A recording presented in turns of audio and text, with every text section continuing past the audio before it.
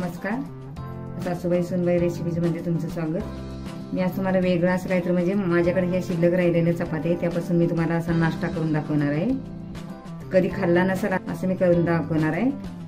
त्यासाठी लागणारं साहित्य हा 200 ग्रॅम गुळ आहे। या माझ्याकडे 4 चपात्या आहेत शिल्लक राहिलेल्या। ह्या 4 चपात्या आणि ही सुंठ त्यामध्ये घालायची आहे, कारण का गुळाला सुंठच पाहिजे, वेलची नाही। चपाती अशी तोडून याचे बारीक बारीक असे तुकडे करून घ्यायचे।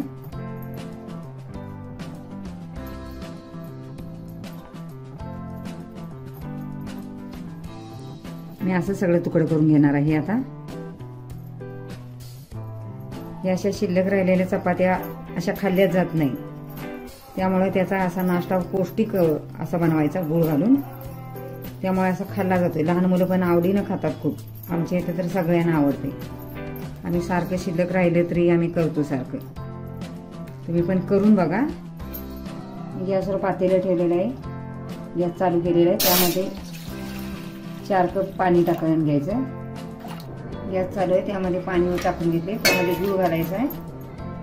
प्रोटीन, व्हिटॅमिन, लोह, फॉस्फरस यासारखे पोषक तत्व असतात गुळामध्ये। आता ह्यामध्ये गूळ टाकलेला आहे, तो वितळून घ्यायचा आहे गॅस मोठा करून। गूळ आता वितळून घेतलेला आहे, मी आता गॅस कमीच करणार आहे। त्यामध्ये आता सुंठ पावडर टाकायची आहे, एक छोटा चमचाभर सुंठ पावडर घेतली।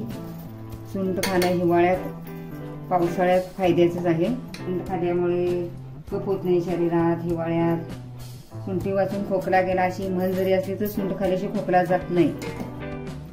1 चमचा तूप घालायचं आणि आता त्यामध्ये हे बारीक केलेले तुकडे टाकायचे आहेत।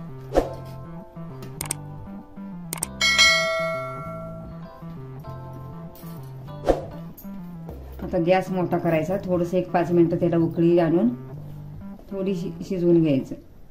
हे तुम्हाला गार झाल्यानंतर दूध घालून पण खायला येते।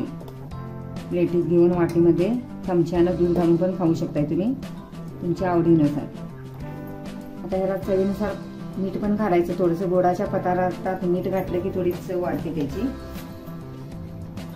आता उकळी आलेली आहे, आता मी गॅस बंद करणार आहे। आता झालेलंच आहे तयार, हे जास्त पण नाही शिजवायचं, नंतर घट्ट होते ते।